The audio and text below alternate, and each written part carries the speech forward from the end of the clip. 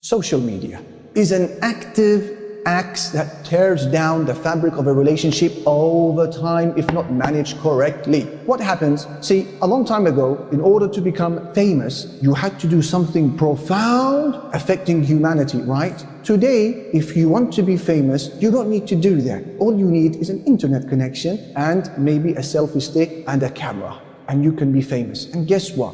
The more clothes you take off, the more the likes. The more radical and crazy things we may do, the more the response rate we get.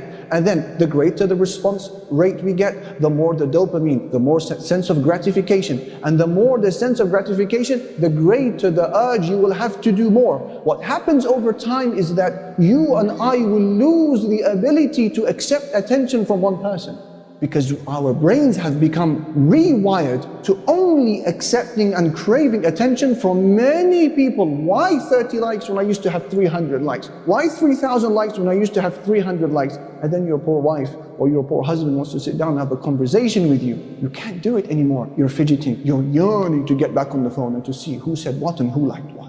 Social media, brothers and sisters, if you are not doing anything profound with it, like for example saving people from the hellfire, guiding them to Jannah and glorifying Allah subhanahu wa ta'ala, which I would claim a lot of us are not doing, delete it altogether. If it is affecting your relationship, delete it altogether and save this mithaq ghalidh, this firm covenant.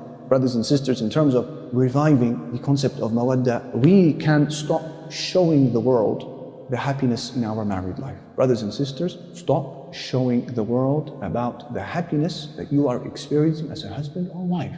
The world doesn't need to see the photos of your marriage.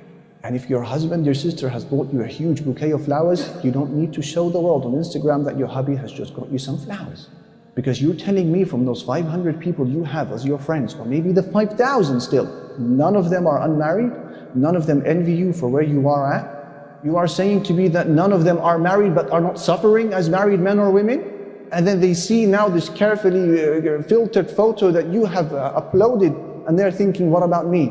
Don't you fear that an eye may affect you because the evil eye is real? Now, we don't want to take this to paranoia, brothers and sisters.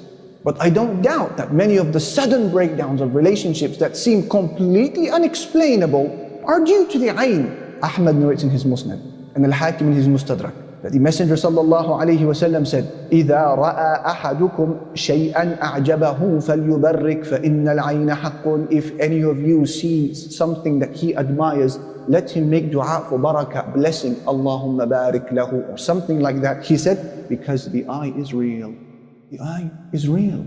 And Abu Nu'aym narrates in his Hilya with a Hasan chain of narration, as mentioned by Nasiruddin al-Albani, that the Messenger sallallahu alayhi wa sallam said, إِنَّ الْعَيْنَ لَتُدْخِلُ الرَّجُلَ الْقَبْرَ وَالْجَمَلَ الْقِدْرَ. The evil eye can take a camel to the pot and can take a man to his grave.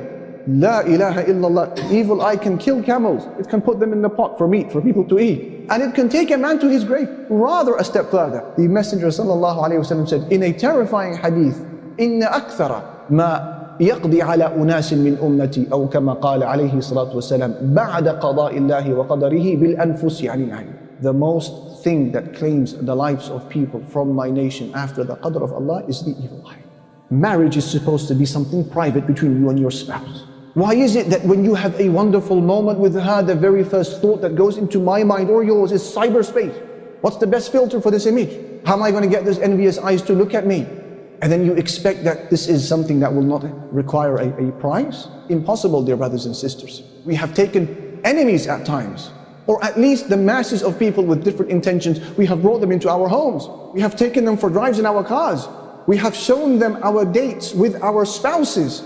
We might as well pack them a suitcase. Allah subhanahu wa ta'ala wants you to cover this, dear brothers and sisters, and only show it perhaps to those few people who you know want good for you. And at times, it doesn't need to be somebody who hates you to affect you with the eye. It could be purely admiration, but they don't say the right things, and then you are stuck. Don't put yourself, dear brothers and sisters, in this corner. Put yourself outside of harm's way, and that means cover the khair that Allah Almighty has given you. Rethink your social media now as we are speaking to one another.